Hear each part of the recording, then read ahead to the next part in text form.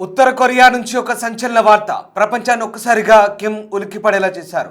భారీ యుద్ధ నౌకపై నుంచి క్రూయిజ్ మిసైల్స్ పరీక్షలు నిర్వహించారు. ఆ యుద్ధ నౌక బరువు సుమారు 5,000 టన్నులు. క్రూయిజ్ క్షిపణుల ప్రయోగంతో శక్తిని చాటాడు కిమ్. నాంపో హార్బర్లో భారీ ఎత్తున క్షిపణి పరీక్షలు జరిగాయి.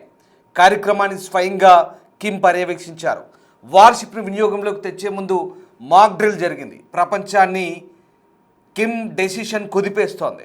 ఇప్పటికే ఇరాన్ ఇజ్రాయెల్ వార్తో ప్రపంచ దేశాలు ప్రధానంగా వెస్ట్ ఏషియా వణికిపోతోంది. ఇప్పుడు ఈ వార్షిప్ ద్వారా అమెరికా సౌత్ కొరియాకు కిమ్ సవాల్ విసురుతున్నారా అంటే అవునని అనిపిస్తోంది. అమెరికా నెక్స్ట్ టార్గెట్ ఉత్తర కొరియా అవుతుందా అనే అనుమానాల నేపథ్యంలో అమెరికా గనక తమ జోలికొస్తే కిమ్ ఊరుకుంటాడా అనేది ఇప్పుడు ఆసక్తికర చర్చ. అందుకు సమాధానంగానే కిమ్ ఈ మిసైల్స్ పరీక్షలు నిర్వహిస్తున్నట్టుగా ప్రస్తుతం మనకు అర్థమవుతుంది. ఉత్తర కొరియా నియంత కిమ్ మిసైల్స్ పరీక్షలను పర్యవేక్షిస్తున్న దృశ్యాలు ప్రస్తుతం సోషల్ మీడియాలో చక్కర్లు కొడుతున్నాయి. ఉత్తర కొరియా నాయకుడు కిమ్ జాంగ్ ఉన్ తాజాగా నిర్మించిన భారీ యుద్ధ నౌకతో మరోసారి ప్రపంచాన్ని తన వైపు తిప్పుకున్నాడు. వ్యూహాత్మక క్షిపణులను ప్రయోగిస్తూ తన నౌకాదళ శక్తిని ప్రపంచానికి చూపించాడు. అధికారిక సమాచారం ప్రకారం సుమారు 5,000 టన్నుల బరువు కలిగిన కొత్త యుద్ధ నౌకను వినియోగంలోకి తీసుకొచ్చే ముందు ఈ ప్రయోగాలు నిర్వహించారు. నాంపో నౌకాశ్రయంలో జరిగిన ఈ కార్యక్రమాన్ని కిమ్ స్వయంగా పర్యవేక్షించడం ప్రస్తుతం హాట్ టాపిక్గా మారింది. ఇక ఈ యుద్ధ నౌకను పరీక్షించేందుకు ఇందులో నుంచి సముద్రం మీదున్న లక్ష్యాలపై దాడి చేసే క్షిపణులను ప్రయోగించారు. ఈ పరీక్షల ద్వారా కొత్త నౌక యుద్ధ సామర్థ్యాన్ని ప్రపంచానికి చూపించామంటూ ఉత్తర కొరియా ప్రభుత్వ మాధ్యమాలు వెల్లడిస్తున్నాయి. ఈ అంశంపై కిమ్ కూడా స్పందించారు. ఈ నౌక తమ దేశ సముద్ర రక్షణకు కొత్త ప్రతీకగా నిలుస్తుందంటున్నారు. అలాగే నీటి అడుగు నుంచే కాకుండా నీటి పైభాగం నుంచి కూడా దాడి చేసే శక్తి తమ నావికా దళానికి ఉందంటూ వెల్లడించారు. ముఖ్యంగా సముద్ర దళాన్ని అణు ఆయుధాలతో బలోపేతం చేసే ప్రక్రియ సంతృప్తికరంగా సాగిందంటూ కిమ్ చెప్తున్నారు. మీరు చూసిన దృశ్యాలు ఉత్తర కొరియా నియంత కిమ్ ఒంగ్ జాన్, ఉత్తర కొరియా అధ్యక్షుడు కిమ్ క్షిపణి పరీక్షలు జరుపుతున్న ప్రదేశం నుంచి వాటిని పర్యవేక్షిస్తున్న దృశ్యాలు చూస్తున్నాం. నాంపో హార్బర్ నుంచి ఈ మాక్ డ్రిల్స్ జరిగాయి. 5,000 టన్నుల పేలోడ్ మోసుకుపోగల ఈ మిసైల్స్ విజయవంతంగా పరీక్షించినట్టుగా ఉత్తర కొరియా మీడియా సంస్థలు చెప్తున్నాయి. దానికి సంబంధించిన దృశ్యాలు మనం చూస్తున్నాం.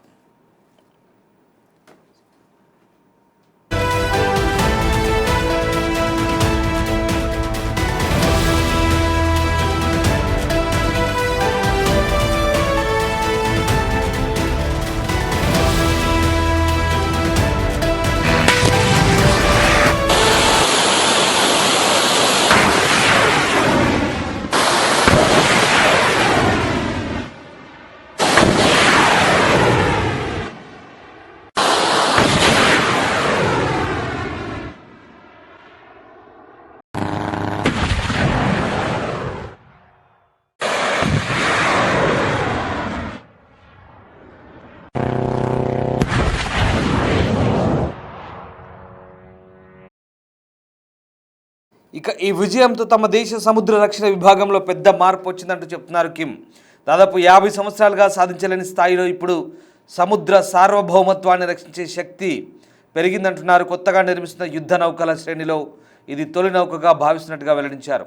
ఈ నౌకను పరిశీలించేందుకు కిమ్ 2 రోజుల పాటు నాంపో నౌకాశ్రయాన్ని సందర్శించారు. ఈ కొత్త ఆయుధం ప్రస్తుతం ప్రపంచాన్ని కుదిపేస్తోంది.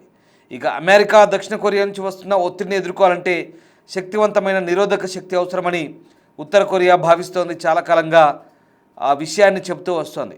అందుకే అణు ఆయుధాలు, క్షిపణు, నౌకాదళ శక్తి అభివృద్ధికి ఆ దేశం నిరంతరం ప్రాధాన్యత ఇస్తోంది. తాజా క్షిపణి పరీక్షలతో ఉత్తర కొరియా సముద్ర రక్షణ వ్యవస్థలో కొత్త దశ ప్రారంభమైందనే సందేశాన్ని ప్రపంచానికి పంపించినట్టుగా మనకు అర్థమవుతుంది. ఉత్తర కొరియా నిర్వహించినటువంటి ఈ పరీక్షలు ఏవైతే ఉన్నాయో ప్రస్తుతం ప్రపంచవ్యాప్తంగా చర్చనీయాంశంగా మారిన పరిస్థితి.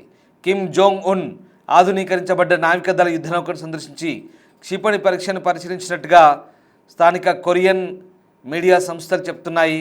ఈ డెస్ట్రాయర్ లేదా అంతకంటే ఎక్కువ ఎత్తున్నటువంటి 2 నౌకలను ప్రతి సంవత్సరం నిర్మించాలని కూడా ఆయన పిలుపునిచ్చినట్టుగా చెప్తున్నారు. ఈ పరీక్ష మార్చి 4న జరిగినట్టుగా ఉత్తర కొరియా మీడియా సంస్థ KNCA నివేదించింది. ఇక క్షిపణి పరీక్షను పర్యవేక్షించడానికి దాదాపు 5,000 టన్నుల బరువున్న డెస్ట్రాయర్ను దాంట్లో లోడ్ చేసినట్టుగా చెప్తున్నారు.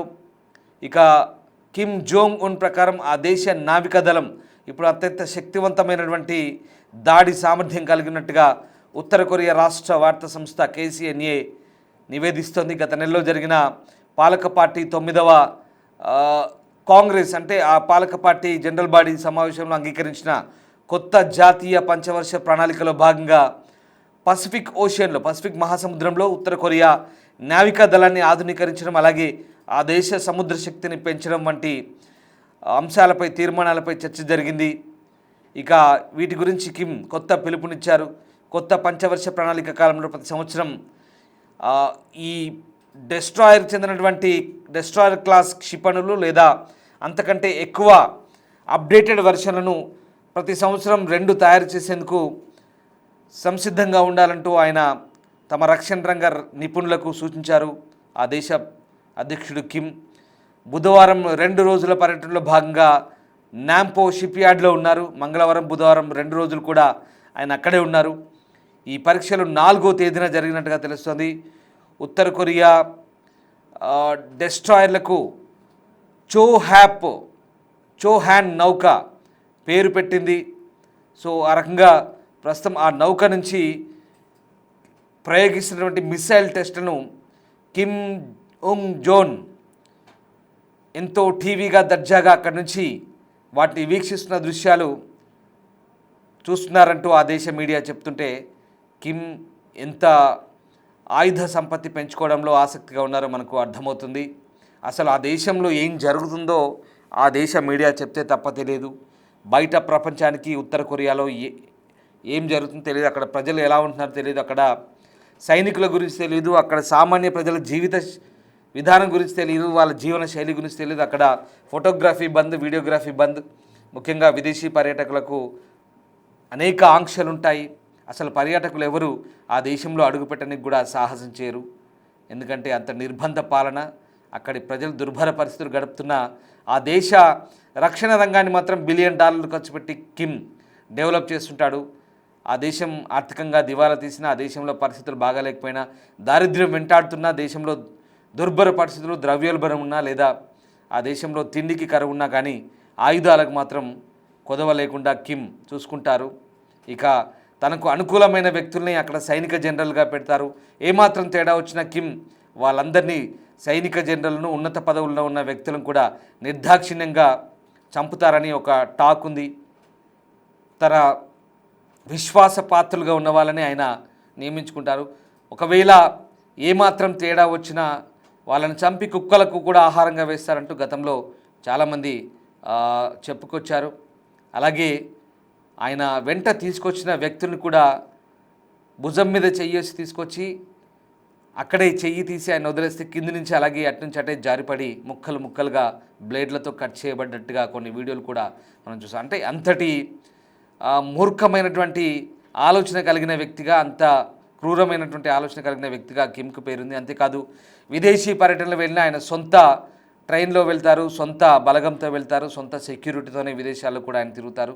అంతెందుకు ఆయన కూర్చునే కుర్చీతో సహా, ఆయన కూర్చునే ల్యాబరేటరీ కమోడ్తో సహా, అంటే వాష్రూమ్ కమోడ్తో సహా ఆయన సొంతనే తీసుకెళ్తాడంటే కిమ్ ఎంత జాగ్రత్త పడతాడో మనం అర్థం చేసుకోవచ్చు. అతి చిన్న వయసులో పాలకుడిగా ఆయన ఉత్తర కొరియాకు నియమించబడ్డాడు. తన తండ్రి వారసుడిగా ఆయన రాజకీయాల్లోకి వచ్చి నియంత పాలన కొనసాగిస్తున్నాడు. ఇక కిమ్ తన 14 ఏళ్ల కుమార్తెకు కూడా ఇప్పుడు తన వారసత్వాన్ని అప్పజెప్పబోతున్నట్టుగా కూడా ఈ మధ్య వార్తలు వచ్చాయి. కానీ ఇంకా దానికి సంబంధించిన ధృవీకరణ ఏం లేదు.